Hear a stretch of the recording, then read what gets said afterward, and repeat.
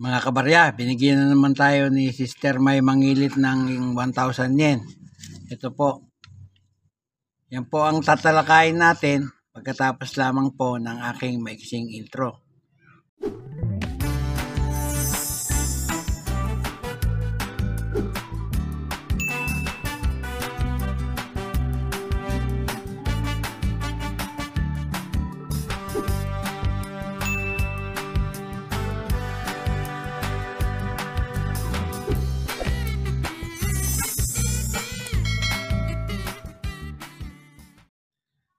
Magandang araw sa inyong lahat, lalo na sa aking mga kabarya at kapwa kolektor. Sa lahat ng senior citizen at mga silent viewer, maging sa mga kaibigan natin dyan, magandang araw po.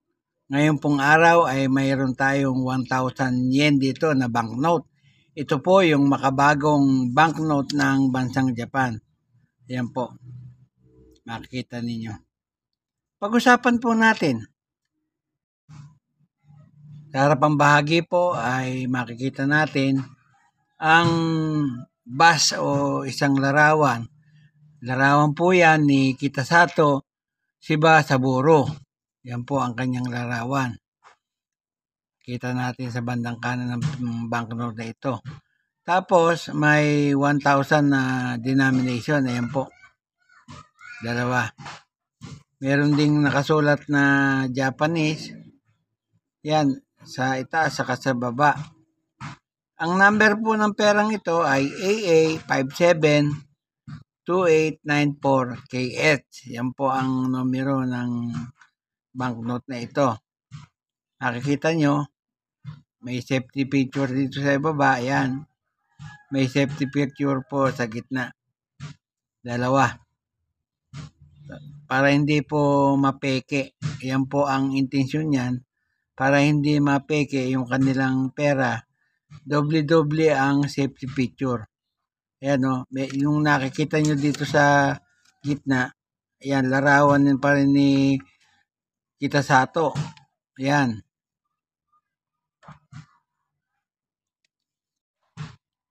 Ang translation naman po ay Bank of Japan note.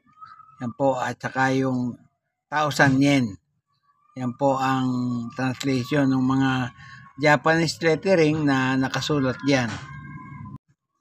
Sa likod na bahagi naman, yan, nakikita natin na nakalarawan ang Great Wave of Kanagawa. Yan po. Sa ibabaw, nakasulat yung salitang Nippon Ginko. Tapos may denomination uli.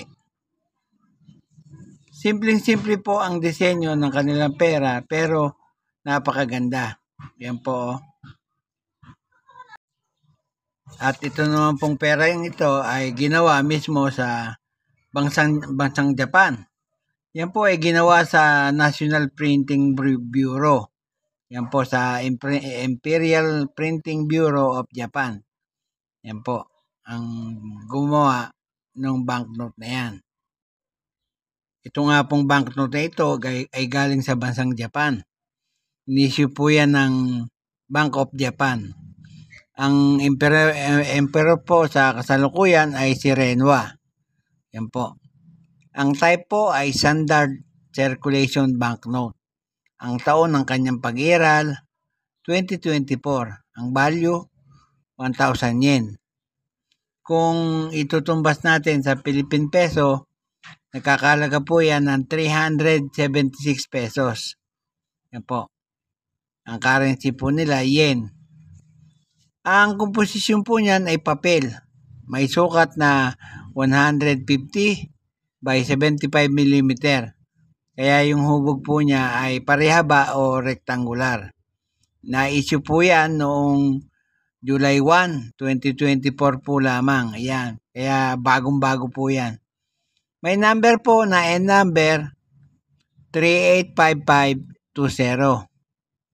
Tapos yung reference number niya ay na P number 107, JND number 11-08. Yan po ang numero niya. Dito nga po sa numista, may presyo na po siya. Yan, yung extra fine, 420. Yung almost uncirculated, 430. At yung uncirculated po yan o yung hindi pa nagagamit ay may halagang 720 pesos. Dito naman po sa eBay ay may 4 na presyo. Kaya lang po ay may iba-ibang pares. Unahin ko naman po yung nag-iisang 1,000 yen. Yung pong na solo na 1,000 yen, nagkakalaga po ng $16. Yun naman pong 6 na pare-pareho at sama-sama sila, 6 na piraso, nagkakalaga po ng $100.99. Yan po. Dito naman po sa isang grupo, 10 piraso po ang magkakasama. Nagkakalaga po ng 53 o $553. Yan po ang halaga niyan. Yan po ang mga kasalukuyang presyo dito sa eBay. Dito naman sa bansa natin, sa cat auction number 176, lot 175, nabili po yung ganyang klase ng pera. Ang grade po, uncirculated. Nabili po sa halagang 953 pesos and 84 centavos. O kaya naman po ay 14 euro. Yan po ang halaga ng pagkakabili sa pera na yan. Yan po ay naganap noong November 18, kailan lamang po, 2025. Yan po ang pagkakabili sa uncirculated na klase ng banknote na yan. 953 pesos and 84 centavos. Yan po lamang at wala nang iba. At bago ako matapos sa aking content ngayon, ay muli nagpapasalamat ako sa inyong lahat, sa inyong walang sawang pagsubaybay sa aking mga video. Salamat po ng marami sa inyo. Walang tigil at walang sawa po ako nagpapasalamat sa inyong lahat dahil sa inyong pagtangkilik sa aking mga vlog. At sa huli ay masabi kong mabuhay tayong lahat.